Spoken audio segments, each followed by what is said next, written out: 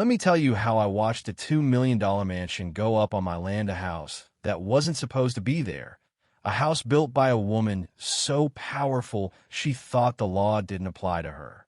And you know what she did to cover her tracks? She buried my grandfather's old boundary markers, like the truth could just disappear underground. That woman was Clarissa Ashford, HOA president, real estate queen, local legend in her own mind, and a sort of person who always seems to have a lawyer in her back pocket. I guess you could say I learned the hard way what happens when you try to stand up to people like her. She didn't just come after me with threats, she went nuclear. Lawsuits, public humiliation, fines for stuff I didn't even do.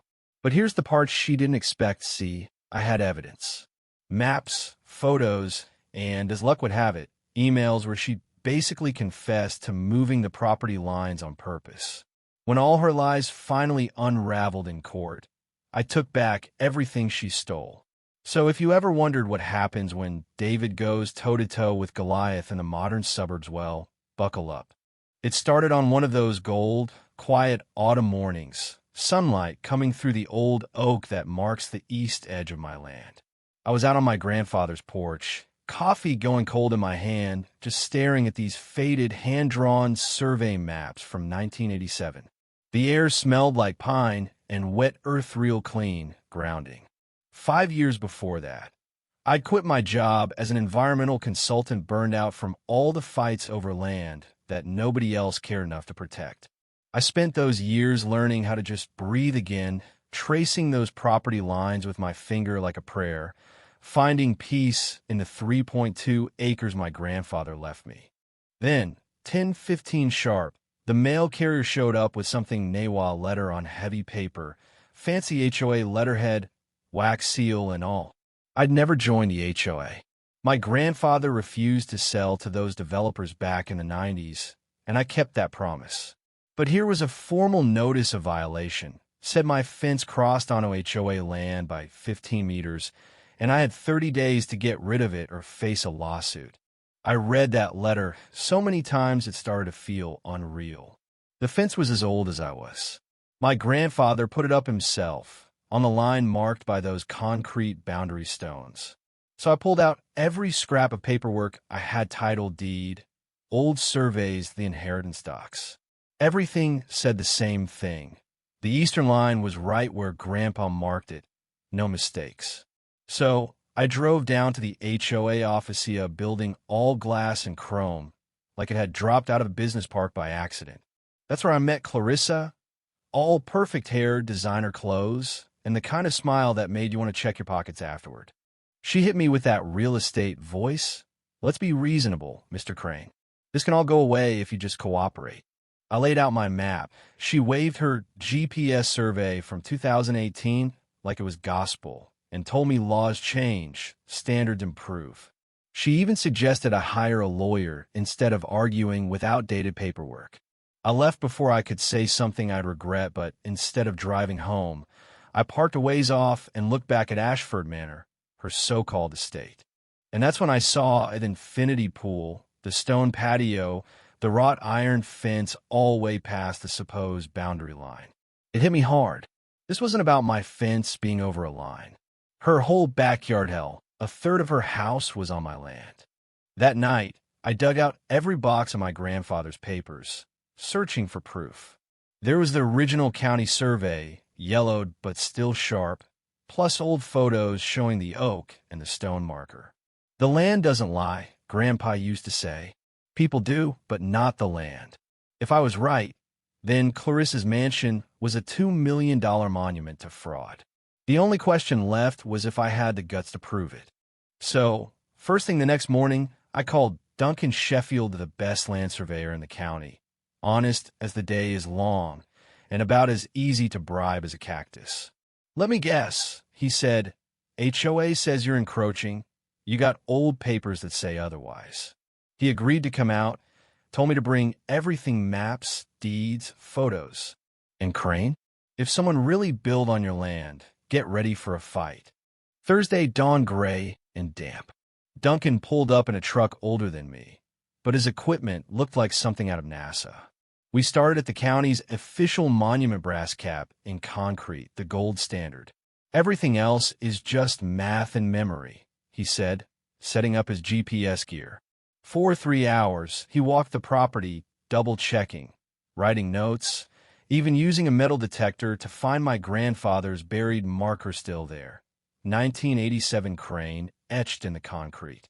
Then Duncan showed me the bad news. Her GPS survey didn't match the county's records at all. Her property line was about 50 feet east of where it should have been. He figured 0.43 acres of her backyard pool, garden, part her garage was actually mine. That's a 17% encroachment, Crane, he said. That's not an accident. So I sent Clarissa the evidence, plus a polite request to talk it out.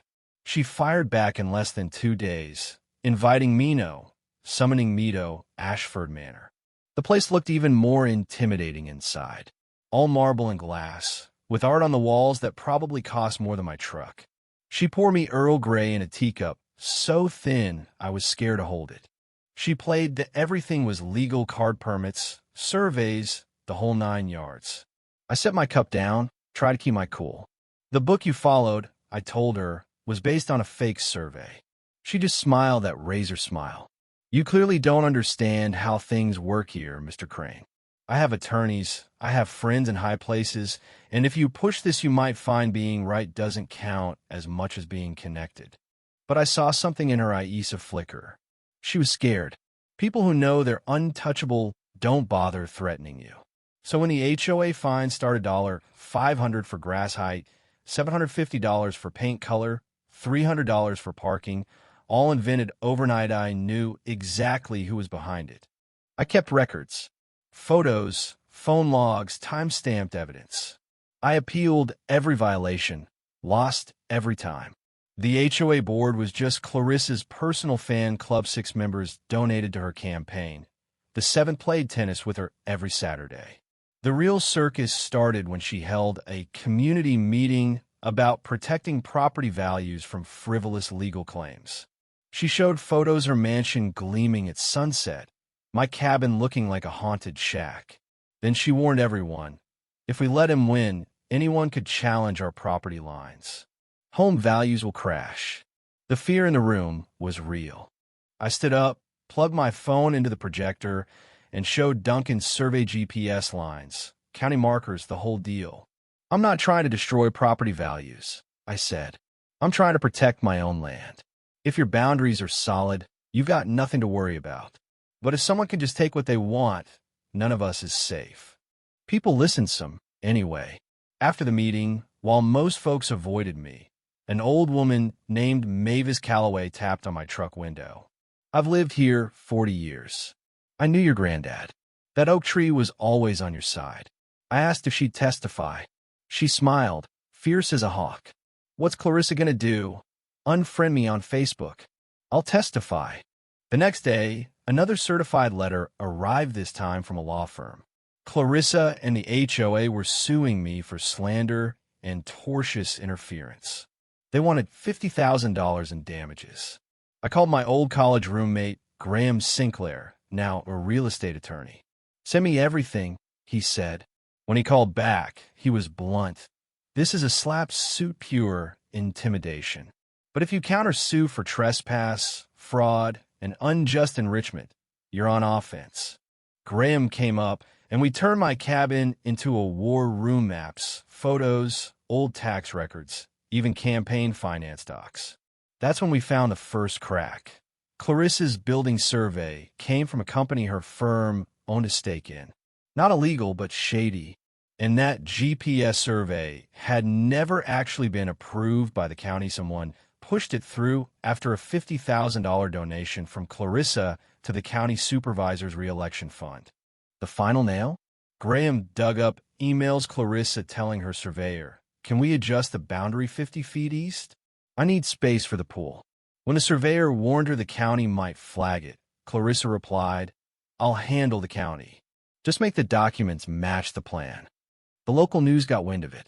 Suddenly, the tide shifted. Residents started questioning her, sharing stories of HOA abuse. Clarissa doubled down, sending more threats, including a text that just said, drop it or regret. We were getting under her skin. During depositions, the construction foreman admitted Clarissa told him to relocate the original marker, meaning bury it deeper so nobody would find it. Her own surveyor testified that Clarissa told her where she wanted the boundary, not where it actually was. And then a former HOA secretary reached out, sharing emails where Clarissa wrote, "Let's make his life hell until he gives up." The press had a field day. HOA president accused of land fraud. Emails reveal harassment campaign. People started whispering about Clarissa in the supermarket aisles, and board members resigned. The first hearing was packed reporters, neighbors, even Mavis in the back row. Judge Winters was no nonsense. She listened to both sides, weighed the evidence, and then looked right at Clarissa. "Your emails, Mrs. Ashford, are not expressing a preference. They're requesting falsification." She ordered the HOA to stop harassing me, ruled the case would proceed to trial. And just like that, Clarissa's world started falling apart. The civil trial came 2 months later, jury and all. Graham laid out our case, Duncan's GPS overlays, Mavis's testimony, the construction foreman's confession, emails spelling out Clarissa's intentions. Clarissa's team tried to blame the professionals, play the sympathy card, but the jury wasn't buying it. After 3 days, they came back fast. I won. Clarissa had to remove everything she'd built on my land and pay damages. I wish I could say I felt triumphant watching her pool get jackhammered, the garden ripped out, but honestly, I just felt tired. Justice costs more than you think. Some neighbors apologized. Others stuck with Clarissa. People will believe what they need to, I guess. The new HOA board passed reforms, started doing audits, banned conflicts of interest. It's not perfect, but it's better. A few months after the trial, I ran into Clarissa at the grocery store, her hair showing gray at the roots, her voice small, all the fight gone. "I just wanted a perfect house," she said. I told her, "Perfect doesn't matter if it's not yours."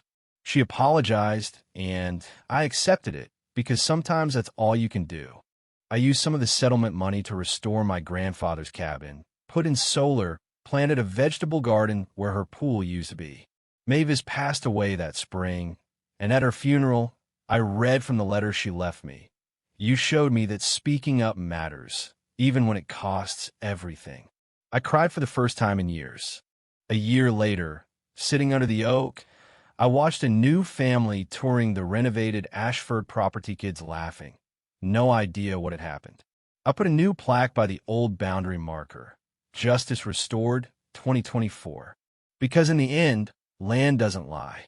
The oak tree stands where it always stood. And for the first time in forever, I look at this ground and I see home, not a battlefield.